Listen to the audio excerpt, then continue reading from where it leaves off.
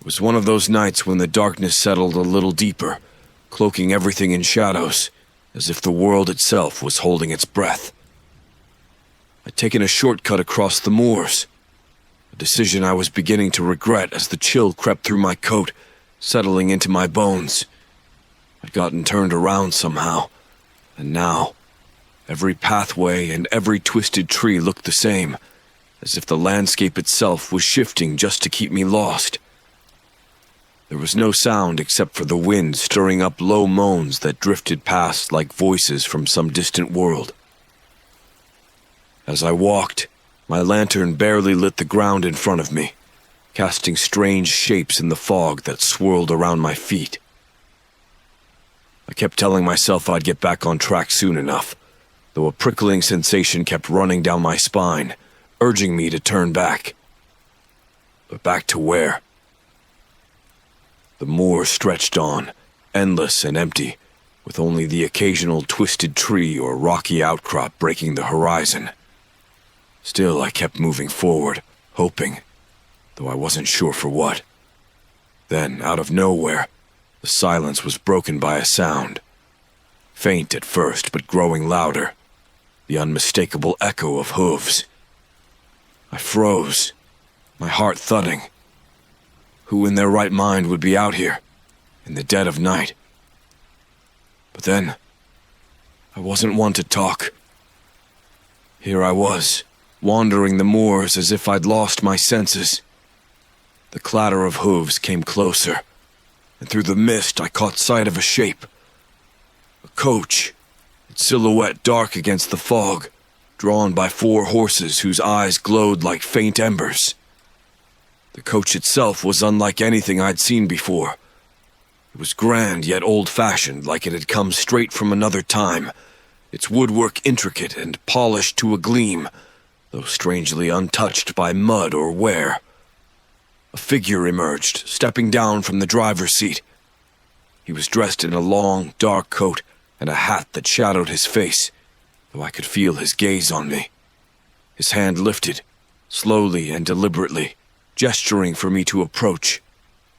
For a moment I just stared, caught between the urge to run and some strange pull, almost magnetic, that drew me toward him. "Need a lift, sir?" His voice was barely above a whisper, but it cut through the stillness like a blade. There was something about the way he spoke that was neither kind nor cruel, simply inevitable. Like he was offering me not a choice, but a fate.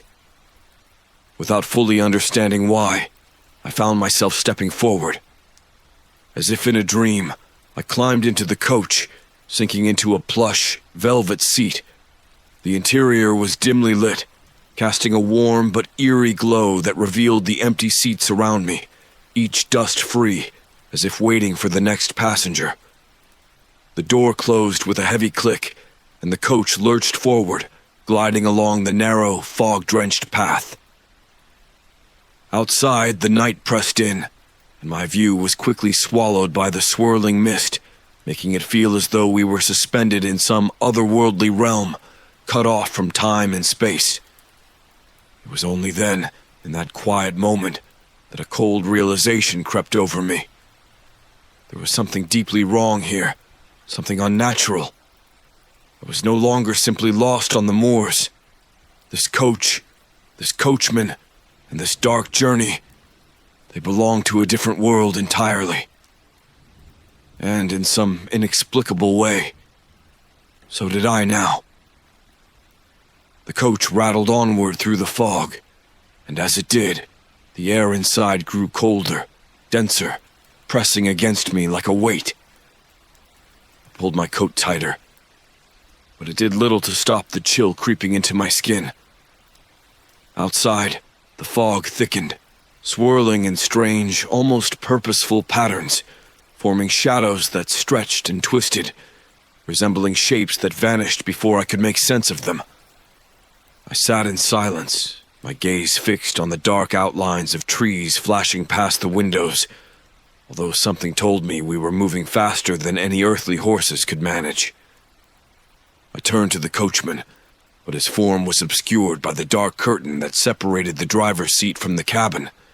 The only sound was the eerie clatter of hooves and the rhythmic creak of the wheels, as if the coach itself was alive and breathing.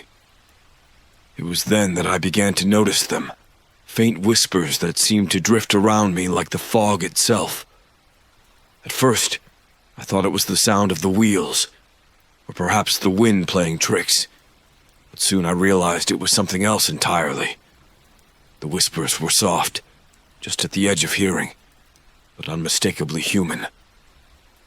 They spoke in low, pleading tones, some weeping, others murmuring, all blending into a collective sigh of sorrow that sent a shiver down my spine. I shifted in my seat, my pulse quickening as a faint dread began to settle in my chest. "Hello?"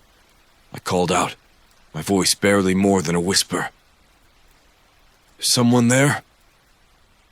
The whisper stopped abruptly, leaving a silence so profound that I could feel it pressing down on me. For a moment I dared to hope that it was all in my head. But then, just as I settled back, the voices returned, louder this time, each word dripping with urgency, as though they were speaking directly to me. "Help us. Please. It's not too late." I gripped the edge of the seat, a wave of panic washing over me. These were no ordinary voices. They were filled with a sorrow so deep, so haunting, that I felt it seep into me, mingling with my own fears. I looked around the dimly lit coach, half expecting to see someone sitting beside me. But the seats remained empty, each one perfectly in place, the fabric untouched, as if no one had ever sat there. Or perhaps as if they had and left only their voices behind. A flash of movement outside the window caught my eye, and I turned just in time to see a figure appear in the fog. A pale, ghostly shape of a woman standing by the roadside, her eyes hollow and desperate, reaching out with a hand that faded into mist.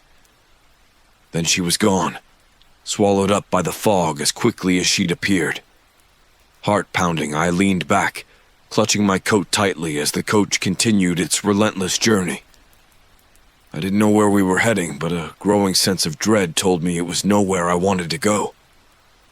I glanced toward the door, considering the impossible notion of jumping out and taking my chances on the moors. But as my hand reached for the latch, the coachman's voice drifted back through the thin curtain, low and foreboding. "I wouldn't try that if I were you." The cold finality of his words sent a chill down my spine. It was as if he could read my thoughts, as if he knew every beat of my panicked heart. I settled back, feeling the walls close in around me, my own breath shallow and quick. Outside, the fog grew thicker, the shadows longer, and I realized that I was no longer a passenger. I was a captive, and the whispers, the ghostly shapes, the sorrowful faces, they were warnings, clues to a fate that was slowly unfolding around me. Somehow, deep within, I knew that this journey wasn't just a ride through the night.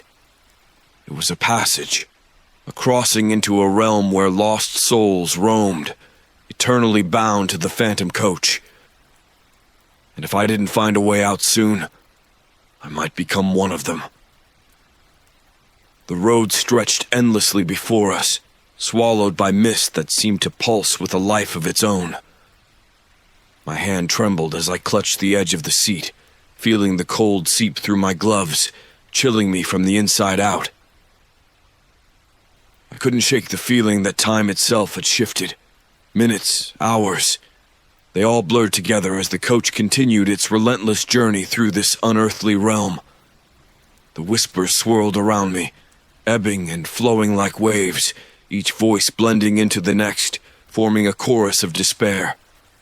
I tried to block them out, to shut my eyes and sink back into the seat, but each time I did, the faces reappeared outside the window, hollow-eyed figures reaching, their mouths forming silent pleas, their expressions trapped in a mixture of sorrow and desperation. I had the eerie sense they'd been waiting for someone like me.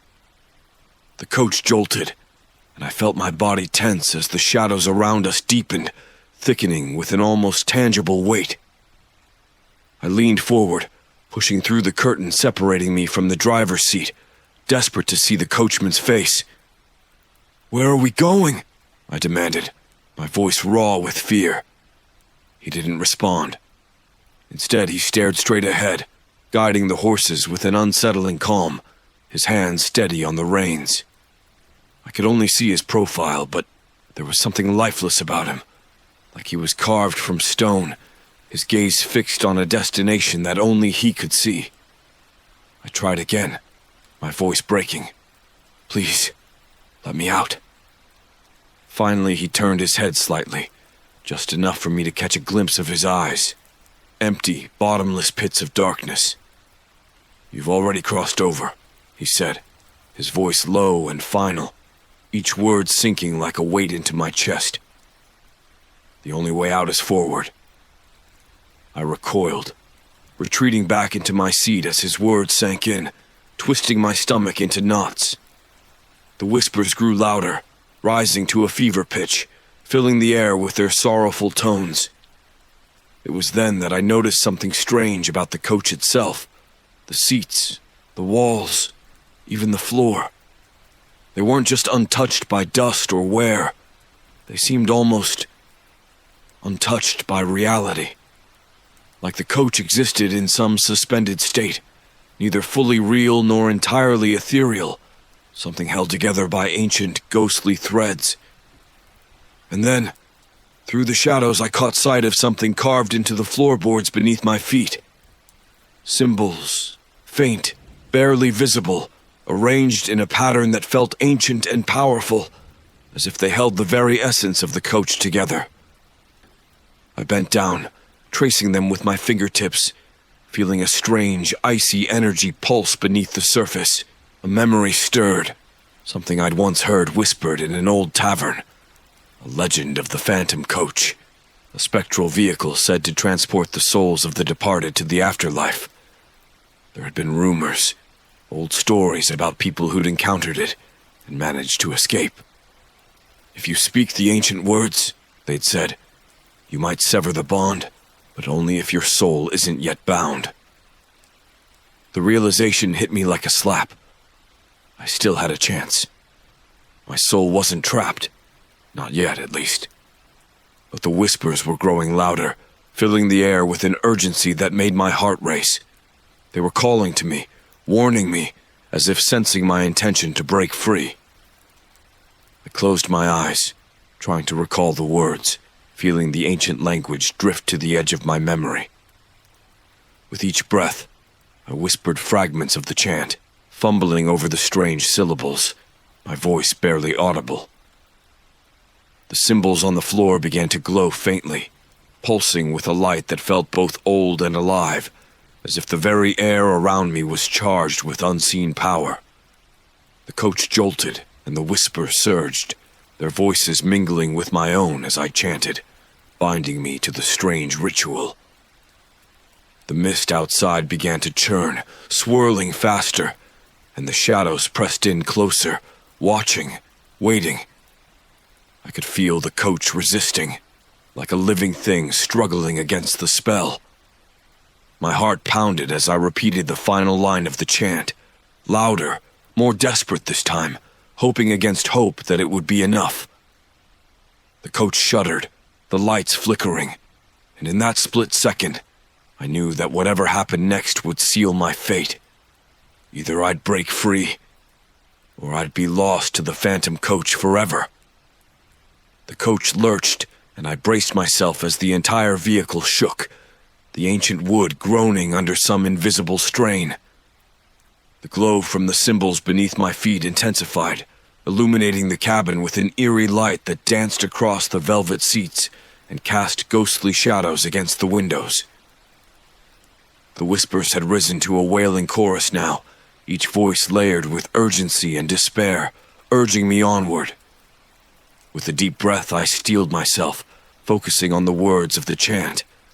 They felt foreign in my mouth, twisting over my tongue like something alive. I spoke them louder, each syllable charging the air around me, filling it with a strange electric energy. The coach bucked, as if resisting my attempts to break free, but I gripped the edge of my seat, clinging on as I pressed forward with the ritual. Outside, the mist churned in furious, wild patterns, forming shapes that writhed and twisted, barely contained by the world beyond the windows. They seemed to be watching me, hovering at the edge of perception, shadows with hollow eyes and open mouths, urging me to continue while simultaneously threatening to pull me under if I failed. The coachman's voice suddenly cut through the cacophony, low and menacing, breaking my concentration. "Do you think you can escape what's been decided?" His words were cold, final, laced with an authority that made the hair on my neck stand on end. He turned, and in that moment his face was no longer human, his features distorted, hollow, as if he were merely a shell filled with darkness. "You've crossed the threshold, traveler. There's no going back." But something in me refused to believe that. Somewhere deep down, a flicker of defiance burned, urging me to continue. My voice shook, but I repeated the chant, louder this time, every word a desperate plea for freedom. The symbols beneath my feet blazed, casting beams of cold light that filled the cabin. The air was thick with energy, each breath almost too heavy to draw. But I could feel something changing, as if the very structure of the coach was beginning to warp under the force of the ancient words. The shadows outside grew frantic, pressing against the windows, their faces distorted with a mixture of rage and sorrow. Their whispers twisted into a wail, filling the air with a haunting melody that made my heart pound faster. I couldn't stop now. I was too close. With every ounce of strength, I shouted the final line of the chant, my voice echoing through the small cabin, rising above the chaos around me. The coach gave a violent jolt, and suddenly, the mist outside erupted into a swirling vortex, pulling at the coach, drawing it toward a churning abyss of shadow and fog. I clung to the seat as the vehicle buckled and groaned, the air thick with an unearthly force. The coachman let out a furious howl, his form flickering like a dying flame as he clung to the reins, fighting to keep control. But it was too late. The coach began to disintegrate around me, the walls fading into mist, the seats and floor unraveling into threads of light. I could feel myself being pulled upward, as though some invisible force was lifting me out of the spectral carriage. For a moment I was suspended, caught between two worlds, the churning mist below me, the cold night air above. With one final desperate look, I saw the coachman's face twisted in anger as he was swallowed by the shadows, the last traces of his form disappearing into the fog as the coach dissolved into nothingness. The spectral figures outside the window let out a collective wail, fading away into silence as the mist swallowed them too. And then, just as suddenly as it had begun, the noise stopped. The world returned to an eerie stillness, and I found myself lying on the hard ground of the moors, the fog lifting to reveal the night sky overhead. The stars shone cold and distant, as if they'd been watching the entire time.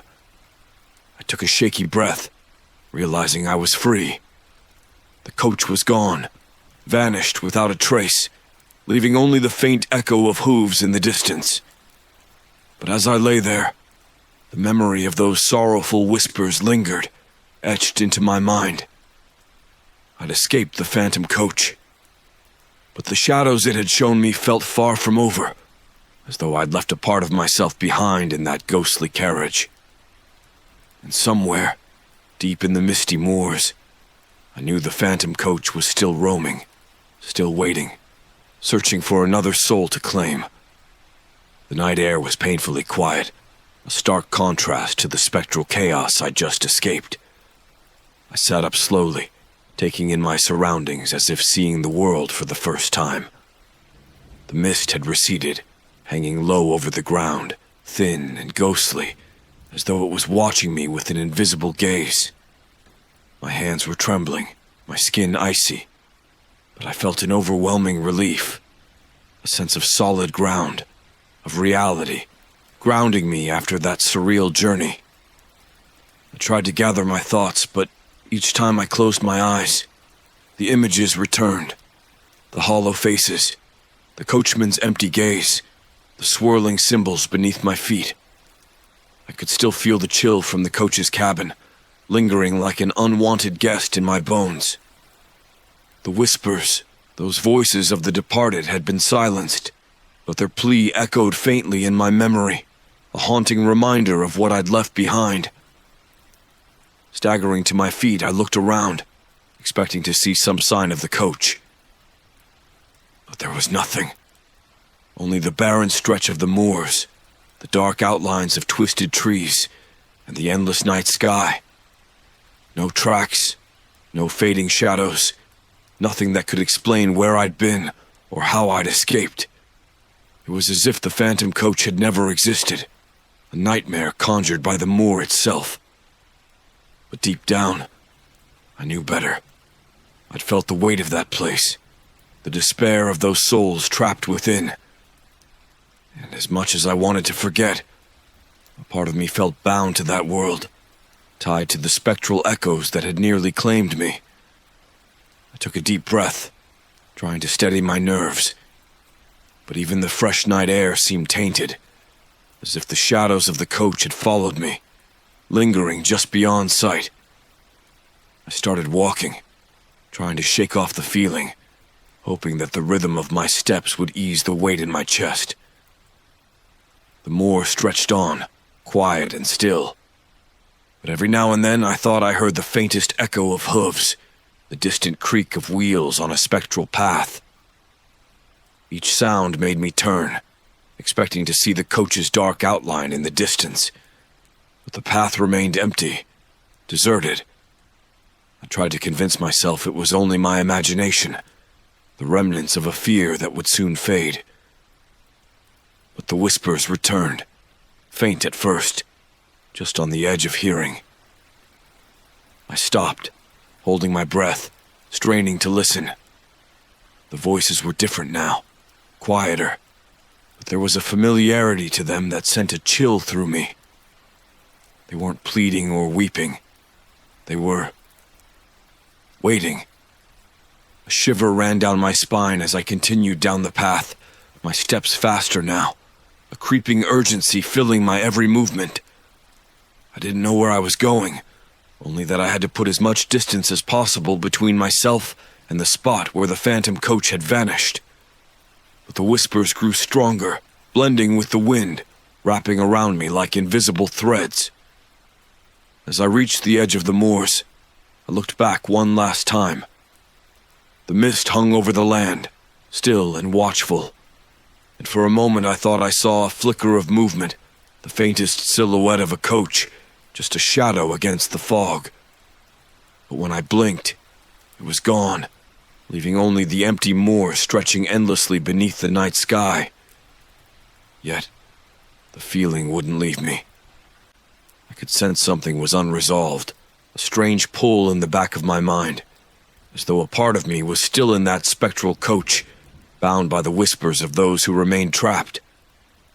Their voices echoed in my memory, whispering their warnings, their sorrows, leaving me with an unshakable truth. The phantom coach was still out there, somewhere in the fog and shadows, wandering the paths between worlds, waiting for its next passenger. And as I walked away, I couldn't escape the feeling that my journey with it hadn't truly ended, that someday, in some forgotten stretch of night, I'd hear the sound of hooves again, the faint whisper of wheels, and know that my time had come to face the phantom coach once more. For now, though, I left the moors behind, hoping the shadows would fade, but carrying with me a chill that would never quite go away.